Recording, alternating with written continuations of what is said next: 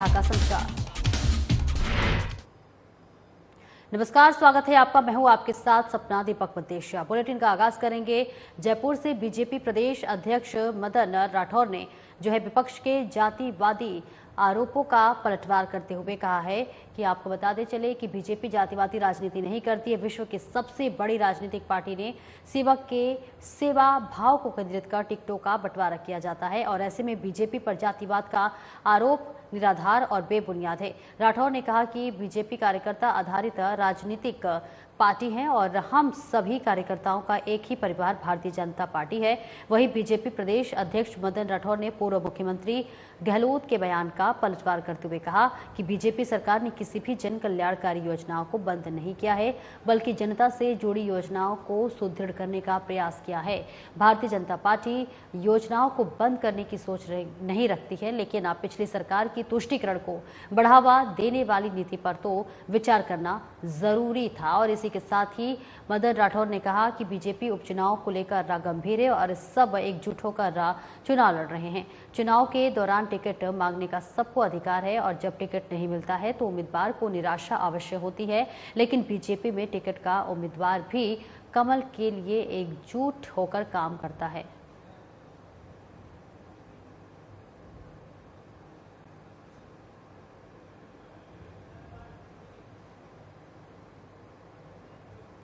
राजस्थान सरकार में कैबिनेट मंत्री कर्नल राज्यवर्धन राठौर ने अखिल राजस्थान प्रबोधन संघ की ओर से आयोजित जिला स्तरीय शैक्षिक सम्मेलन 2024 में सम्मिलित होकर प्रबुद्ध जनों से संवाद किया। कर्नल राज्यवर्धन राठौर ने सभी से भेंट कर दीप पर्व की बधाई दी है और इसी के साथ साथ शुभकामनाएं दी है।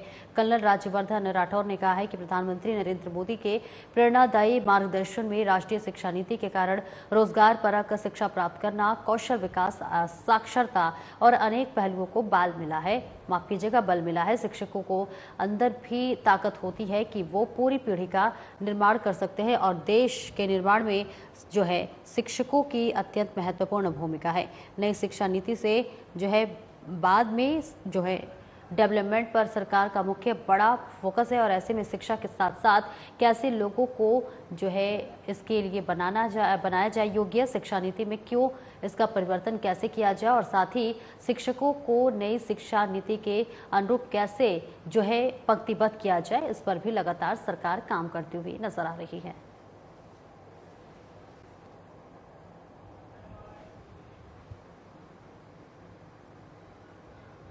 और वहीं बानसूर वृत्ताधिकारी कार्यालय में CLG सदस्यों और व्यापारियों की बैठक कोटपुतली के वृत्ताधिकारी और बानसूर के कार्यवाह CEO राजेंद्र बोरगढ़ और बानसूर थाना प्रभारी सुरेंद्र मलिक ने की है। CEO ने बैठक के दौरान कहा कि पटाखों की दुकानों पर ज्यादा सावधानी बरतने की जरूरत है और बिना लाइसेंस पटाखे बेचने पर कार्रवाई की जाएगी। बाजार में गश्त बढ़ाई जाएगी। सुरक्षा की दृष्टि से पुलिस पूरी तरह चाक चौबंद रहेगी। वहीं उन्होंने दुकानदारों से अपील करते हुए कहा है कि सामान रोड और फुटपाथ पर न रखें जिससे जाम की व्यवस्था नहीं हो और इस दौरान CLG सदस्य और व्यापारी मौजूद रहे। तो देखिए तस्वीरें आपको दिखा रहे हैं जहां दीपावली पर्व को लेकर लगातार प्रशासन अलर्ट मोड पर है और इसी के साथ साथ ये हिदायत दी जा रही है कि दिवाली के लिए जो भी पटाखे की बिक्री करनी है उसको सड़क पर न रखें जिससे कि जाम की समस्या ना हो और इसके लिए लगातार पुलिस प्रशासन सजगता के साथ काम करती हुई नजर आ रही है। और इसी के साथ साथ तस्वीरें भी हम आपको दिखा रहे हैं जहां दिवाली पर्व को लेकर लगातार पुलिस प्रशासन अलर्ट मोड पर है और इस बीच दुकानदारों को भी समझाइश दी जा रही है कि जो दुकानें वो लगाते हैं वो सड़कों पर ना लगाए जिससे कि जाम का झाम न हो और जाम के झाम से लोगों को राहत मिले, जिसके लिए लगातार पुलिस प्रशासन अलर्ट मोड पर अब नजर आ रही है। फिलहाल तस्वीरें आपको दिखा रहे हैं जहां पर लगातार पुलिस प्रशासन अब अलर्ट मोड पे नजर आ रही है। दिवाली के त्यौहार के मद्देनजर प्रशासन पूरी तरह से चाक-चौबंद है और वहीं अब भारी पुलिस बल सड़कों पर भी उतर आया है जिसके बाद से गश्त करती हुई नजर आ रही है। आगामी दीपावली के पावन पर्व को देखते हुए SHO साहब बानसूर मेरे द्वारा यहाँ से मीटिंग दी जिसमें यहाँ के गणमान्य नागरिक और जो व्यापार वर्ग से जुड़े हुए हैं, इसके अलावा ग्राम रक्षक CLG सभी लोग बताए और एक सौहार्दपूर्ण वातावरण में बातचीत हुई। हमने हमारी बातें उनको बता दी, चाहे फिक्स पिकेट है, चाहे पैदल गश्त है, या जो ज़ाब्ता लगेगा वो है। और इसके अतिरिक्त जो भी त्योहार को देखते हैं हमारी तरफ जो भी सुरक्षा व्यवस्था दृष्टि जो भी कदम उठाने वाले उठाए जाएंगे, उन्होंने भी कुछ अपनी बातें रखी, उन पर भी हमने मिलकर सहमति करके और जो चीज़ें बताई हैं उस हिसाब से बैरिकेडिंग करवाना है या जो व्यवस्था करवाने की व्यवस्था करवानी है। और दीपावली के त्यौहार के मद्देनजर राज्य सरकार के फ्लैगशिप कार्यक्रम शुद्ध आहार मिलावट पर वार के अंतर्गत स्वास्थ्य विभाग की जो है और से लगातार कार्रवाई की जा रही है। इसी कड़ी में खाद्य सुरक्षा और औषधि नियंत्रण आयुक्त इकबाल खान और खाद्य सुरक्षा अतिरिक्त आयुक्त पंकज ओझा के निर्देशन में मुख्य चिकित्सा और स्वास्थ्य अधिकारी जयपुर प्रथम डॉक्टर विजय सिंह फौजदार के खाद्य सुरक्षा अधिकारी दल से सोमवार को प्रहलाद जाट जोड़ला की ढाड़ी के जो है यहाँ छापा मारा गया, जहां पर प्रहलाद जाट मिल्क पाउडर में मिलावटी मावा बनाते हुए पाया गया। खाद्य सुरक्षा बल ने मावा और मिल्क पाउडर का नमूना लेकर शेष मिल्क पाउडर लगभग 125 किलोग्राम जब्त कर और सीज किया है।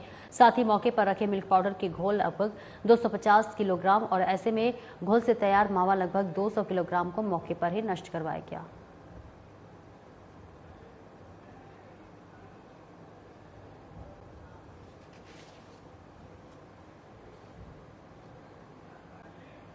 तो तस्वीरें आपको दिखा रहे हैं जहां पर लगातार दिवाली के मद्देनजर तमाम खाद्य सामग्रियों की जांच की जा रही है और इसी के मद्देनजर देखिए मावा की भी जब्तीकरण की गई है और उसके बाद से अब इसे कार्रवाई करते हुए लगातार पुलिस नजर आ रही है, जहां पर शुद्ध आहार मिलावट पर वार के अंतर्गत स्वास्थ्य विभाग लगातार कार्रवाई करते हुए नजर आ रही है।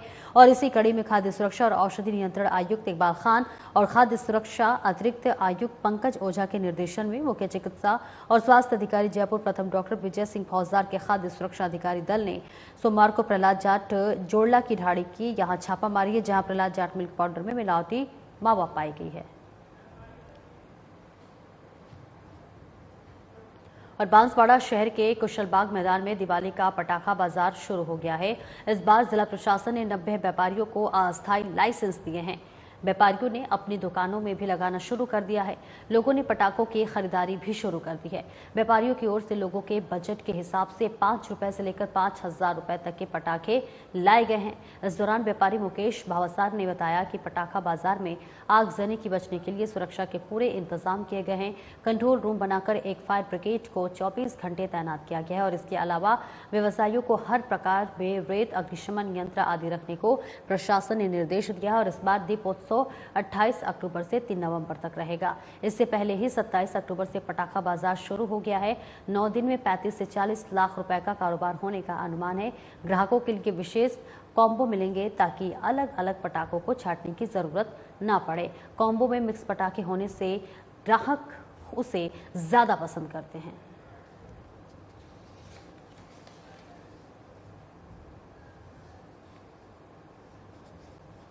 सारे पटाखे एक्सटेंशन के लोगों ने यहाँ पे अपने प्रशासन के निर्देश अनुसार यहाँ कुशलबाग मैदान में दुकानें लगाई है। इस बार भी प्रशासन और नगर परिषद के सहयोग से पटाखा व्यापारी को जिला प्रशासन द्वारा लाइसेंस जारी कर दिए गए और नगर परिषद के भी सहयोग से हमको दुकानों की लाइनिंग करके और नॉर्म सीएम के अनुसार जो भी दुकान हमको अलर्ट कराई है, उस दुकानों में 5 फीट 10 फीट का जो गैप रख करके टीन शेड की दुकानें लगभग लोगों ने लगाई है।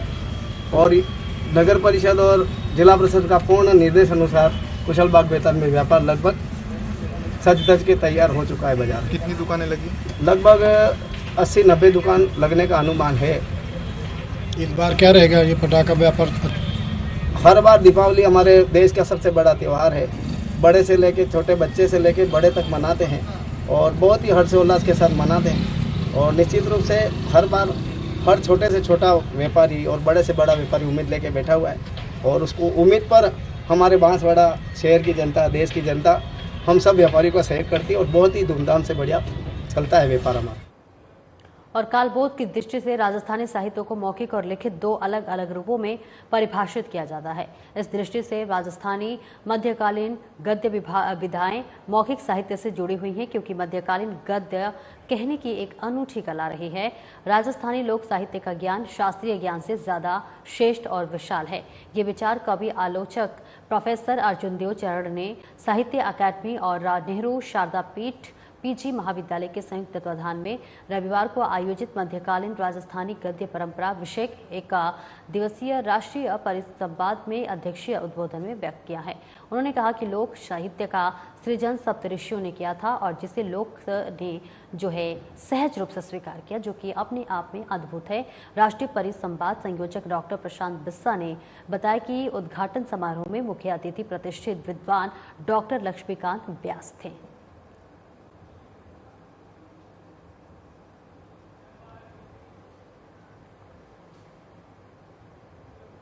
और दीपावली को लेकर प्रदेश भर में हर्षोल्लास का माहौल देखा जा रहा है। राजधानी में 5 दिवसीय दीपोत्सव को लेकर बाजार भव्य सजावट की गई है और लक्ष्मी पूजन को लेकर पंडित ओमकार शर्मा ने कहा कि 1 नवंबर को दीपावली पूजन का शुभ मुहूर्त है।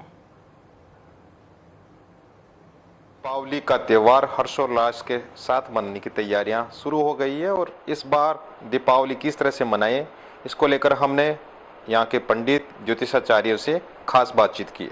पहले तो मैं सभी आपके चैनल को, सभी प्रदेशवासियों को दीपावली की मेरी तरफ से बहुत बहुत हार्दिक शुभकामनाएं और खुशहाली की कामना करता हूँ।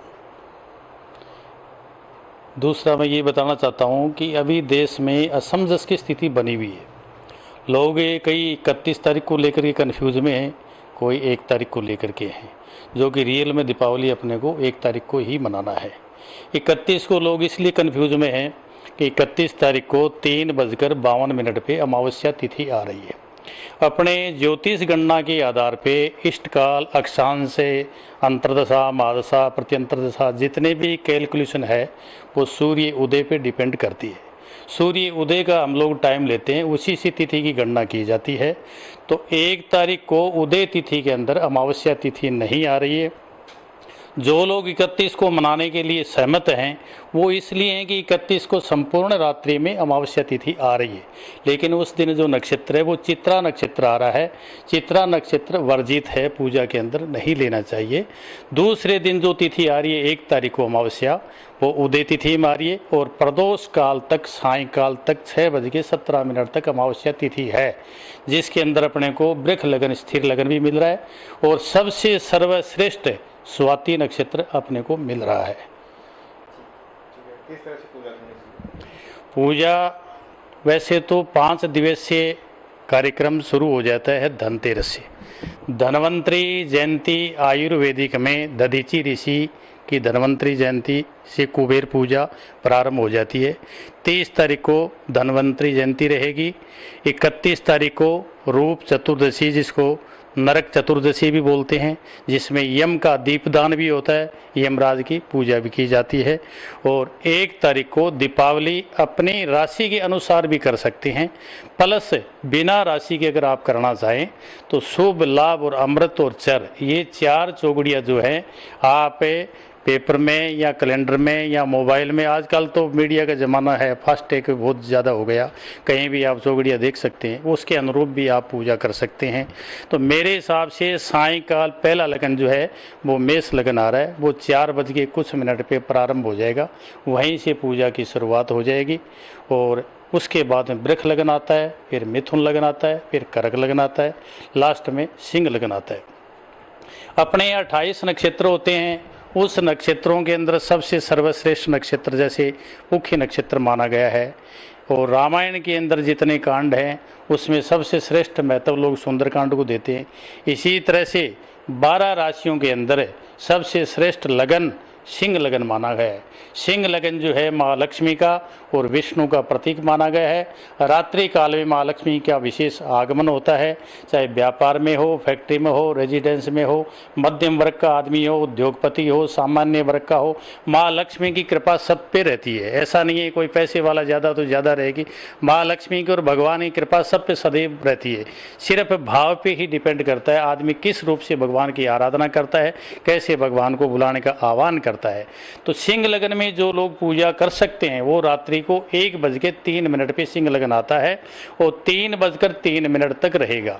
इस दौरान सूर्य अस्त के साथ में आप दीपदान करें और घर के द्वार के ऊपर दीपक वगैरह जलाएं। उसके बाद में भोजन बना करके माँ लक्ष्मी के भोग लगाएं। बाजार में इधर उधर घूमना सब करके रात्रि काल में सिंह लगन में अगर आप पूजा करें तो मेरा ये निवेदन है कि आपके दिन दोगुनी रात चौगुनी, व्यापार में विशेष वृद्धि और संयोग बनेगा और माँ की विशेष कृपा आपके ऊपर बनी रहेगी। नाम बता दो। पंडित ओंकार शर्मा, जयपुर से, वास्तु एवं ज्योतिष विशेषज्ञ। लास्ट में फिर मैं एक बार निवेदन करना चाहूँगा कि लगन और चौगुड़िया के अनुरूप ही सब पूजा करें। और ईस्ट और नॉर्थ का जो कोना होता है, चाहे इस अपने घर के अंदर हो, चाहे फैक्ट्री में हो, चाहे फ्लैट में हो, वहाँ पर एक चौकी लगाएं। चौकी ऊपर लाल सफ़ेद वस्त्र लगाएं और एक नारियल पे पीला वस्त्र बांध करके गणेश जी और लक्ष्मी जी की जोड़े सहित प्रतिमा को वहाँ विराजमान करें। कमलगट्टे चढ़ाएं, हल्दी की गांठ चढ़ाएं, साबुत धनिया चढ़ाएं। ये सब चीज़ें रख करके सुपारी का गणेश जी मौली प्लेट करके रखें। परिवार के सहित सभी लोग बैठ करके लक्ष्मी और गणेश और भगवान विष्णु की आराधना करें, भगवान राम की आराधना करें और फिर लक्ष्मी माता की आरती करें। दूसरे दिन सुबह विसर्जन करें और गणेश जी लक्ष्मी जी की जो प्रतिमा है वो अपने कुबेर की अलमारी जो बनी होती है गोदरेज की, वेस्ट और साउथ के कोने में जो मास्टर बेडरूम में होती है वहाँ पे उसको विराजमान करें। और पूरे प्रदेशवासियों को मेरी तरफ से बहुत बहुत हार्दिक शुभकामनाएं। परिवार में खुशहाली रहे सभी के और पूरे देश में खुशहाली और धन धान्य से परिपूर्ण रहे। इन्हीं शुभकामनाओं के साथ जय श्री राधे। और जयपुर जवाहर कला केंद्र की ओर से आयोजित 27वां लोक रंग महोत्सव अपने परवान पर है। महोत्सव के अंतर्गत लगे राष्ट्रीय हस्तशिल्प मेले और राष्ट्रीय लोक नृत्य समारोह में लोगों का उत्साह देखते ही बनता है। वहीं भारत के विराट मनोरम सांस्कृतिक स्वरूप के साक्षात्कार कराने वाले लोक रंग महोत्सव का आज आखिरी दिन है। मध्यवर्ती में सोमवार को विशेष भारत मिलन प्रस्तुति होगी और जिससे सभी प्रदेशों से आए कलाकार एक साथ मंच पर आकर भारतीय संस्कृति के वैभव को साकार करेंगे। इसी के साथ ही म्यूजिक, सिम्फनी, निर्दर्शी लोक वाद्य यंत्रों की गूंज के साथ विशेष गूंज सुनने को मिलेगी। दीपमाला से जहां उत्साह की रोशनी फैलेगी, वहीं अंत में निकलने वाली शोभा यात्रा में देश की विविधता की मनोरम झांकी देखने को मिलेगी। कार्यक्रम की शुरुआत शेखावटी से आए कलाकारों ने मशक वादन के साथ की और जोगी नृत्य में यलम्मा देवी की आराधना करते हुए कलाकारों ने भक्ति और समर्पण का सुंदर प्रदर्शन किया।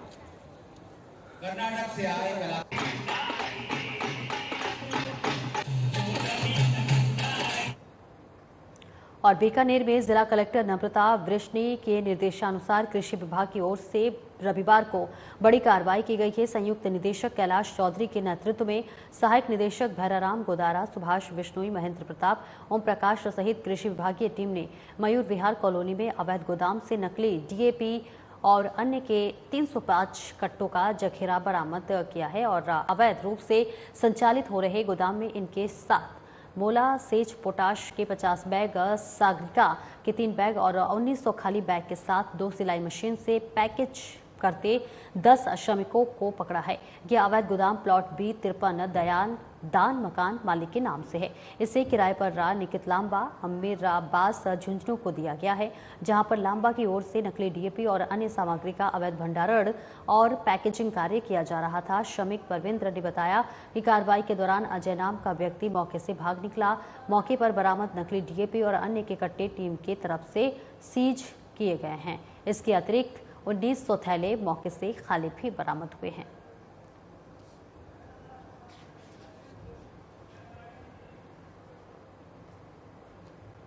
और राजगढ़ अलवर सड़क मार्ग के मध्य स्थित सैनी पेट्रोल पंप के पास लोहा व्यापारी पर फायरिंग करने के मामले में खुलासा करते हुए एक आरोपी को गिरफ्तार किया गया है। बताते चले ग्रामीण एएसपी डॉक्टर प्रियंका यदुवंशी ने बताया कि 24 अक्टूबर को राजगढ़ कस्बा निवासी लोहा व्यापारी हरिशंकर गुप्ता मोनपुर लोहा गोदाम में से राजगढ़ आ रहे थे, जिसको अज्ञात बदमाश ने कार से पीछा कर टायर में गोली मारकर गाड़ी आगे लगवाकर रुकवाई है। इस पर पुलिस ने मामला दर्ज कर त्वरित कार्रवाई करते हुए टीम गठित की है। गठित टीम ने कार्रवाई करते हुए तकनीकी सहायता से घटना से खुलासा करते हुए वारदात को अंजाम देने वाले मुख्य सरगना दौसा जिले के महवा थाने का हिस्ट्री शीटर भगवान सहाय उर्फ काडू को गिरफ्तार किया है। आरोपी के खिलाफ विभिन्न थानों में कुल 26 मामले दर्ज है। पुलिस अन्य आरोपियों की तलाश में जुट गई है।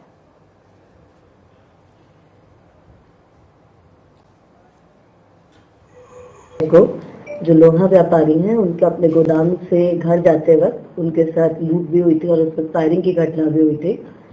तो उसी के अंदर पुलिस की विभिन्न टीमों ने कार्रवाई करते हुए उसका जो मुख्य आरोपी है भगवान साहेब उर्फ कारू, उसको गिरफ्तार किया है। ये महुआ थाने का हिस्ट्री शीटर है और अब तक इसके अगेंस्ट 26 मुकदमे जो हैं वो पंजीबद्ध किए जा चुके हैं, जिनमें से अधिकांश मुकदमे जो हैं वो लूट, चोरी और इन्हीं धाराओं के हैं। इसके अंदर जो पुलिस ने टीमें बनाई थी उनके अंदर से उसका विवरण हम आपको बाद में दे देंगे, पर विशेष तौर पे महुआ एसएचओ राजगढ़, इसके अलावा संदीप जो साइबर के अंदर है, और कोठी नारायणपुर के जो पुलिस स्टाफ है रमेश जी और इनका महती भूमिका रही है, जिन्होंने कि इसको डिसिफर करने में हमारी मदद की है। और कितना खुलासा हुआ है कि अभी तो पूछताछ जारी है और उसके हिसाब से फिर जो भी चीज सामने आएगी उसके अंदर से उसी के हिसाब से कार्रवाई। और बानसूर के हरसौरा थाना पुलिस ने एरिया डोमिनेशन अभियान के तहत कार्रवाई करते हुए फायर आर्म्स और चालानशुदा अपराधियों और सोशल मीडिया पर अपराधियों जो है फॉलो करने के खिलाफ कार्रवाई करते हुए 10 आरोपियों को गिरफ्तार किया है। फिलहाल थाना प्रभारी प्रदीप कुमार ने जानकारी देते हुए बताया कि जिला पुलिस अधीक्षक की ओर से क्षेत्र में एरिया डोमिनेशन अभियान चलाया जा रहा है, जिसको लेकर अपराधियों के खिलाफ लगातार कार्रवाई की जा रही है और इसी दौरान फायर आर्म्स में चालानशुदा 2 लोगों को गिरफ्तार किया गया है। वहीं सोशल मीडिया पर अपराधियों को फॉलो करने वाले आरोपियों को गिरफ्तार किया गया है, जिसमें विक्रम गुर्जर, शुभ राम गुर्जर, रविंद्र मेघवाल, नरेश गुर्जर सहित अन्य आरोपियों को गिरफ्तार किया गया है।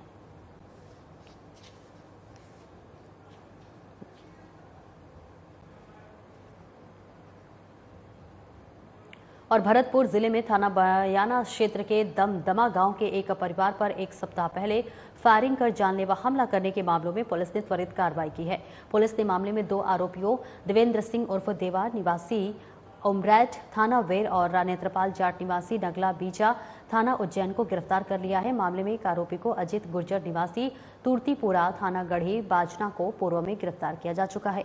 एसपी मृदुल कच्छावा ने बताया कि घटना के संबंध में 17 अक्टूबर को शिवहरी गुर्जर ने एक रिपोर्ट दर्ज कराई कि देर रात देवेंद्र उर्फ देवा नेत्रपाल जाट और अजित गुर्जर अवैध हथियार लेकर उसके घर आए और जान से मारने की नीयत से करीब 20 फायर किए। इस दौरान उसने और उसके परिवार ने किसी तरह छिपकर अपनी जान बचाई। पड़ोसियों के जाने पर आरोपी अपनी मोटरसाइकिलों से भाग गए। रिपोर्ट के आधार पर पुलिस ने कार्रवाई करते हुए 2 आरोपियों को गिरफ्तार कर लिया है। फिलहाल पुलिस आगे की जांच में जुट गई है।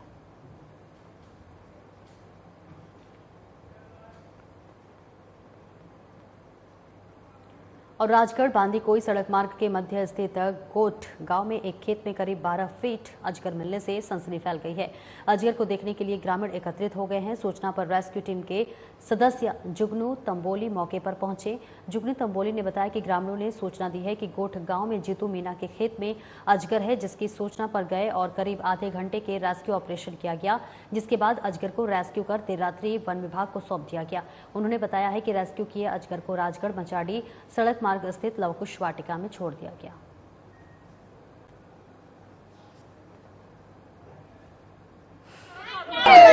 मेरे पास जीतू मीना का फोन आया था कि भाई यहाँ पे वो अजगर निकला हुआ है। तो एक गोड गांव है राजगढ़ ये परी। तो रात को हम वहाँ पहुंचे। राजगढ़ वो सांप को रेस्क्यू करके और उसको हमने फॉरेस्ट विभाग को दे दिया था। फिर सुबह उसको लेकर के हमने लवकुश वाटिका छोड़ी। कितने फुट का तकरीबन? ये तकरीबन 12 से 13 फुट है। वजन इसका 35 से 40 किलो। उससे कोई चोट वगैरह थोड़ी थी? नहीं, कोई चोट नहीं थी। चोट तो। और बीकानेर जिला कलेक्टर नम्रता वृष्टि ने शनिवार को नोखा के अड़खीसर में जनसुनवाई की और विभिन्न विकास कार्यों का निरीक्षण किया। इस मौके पर जिला कलेक्टर ने कहा कि ब्लॉक स्तरीय अधिकारी ग्रामीणों की समस्याओं का प्राथमिकता से समाधान करें, ग्रामीण क्षेत्रों के दौरे करते हुए विकास कार्यों की गुणवत्ता देखें, योजनाओं को प्रचारित करें और पात्र लाभार्थी तक इनकी पहुंच बनाएं। इस दौरान ग्रामीणों ने पानी, बिजली, सड़क दुरुस्तीकरण, अतिक्रमण हटाने जैसी समस्या जिला कलेक्टर के समक्ष रखी। जिला कलेक्टर ने संबंधित अधिकारियों को इस संबंध में कार्रवाई करने के लिए कहा। ग्रामीणों ने गांव में ई-लाइब्रेरी बनाने की मांग रखी है। साथ ही पंचायत समिति को इस संबंध में कार्रवाई के लिए निर्देश किया है। उन्होंने अनखिसर में उप स्वास्थ्य केंद्र, GSS आंगनबाड़ी केंद्र और पशु उप स्वास्थ्य केंद्र बनाने के लिए जमीन चिन्हित करने और आवंटन की कार्रवाई के निर्देश दिए हैं।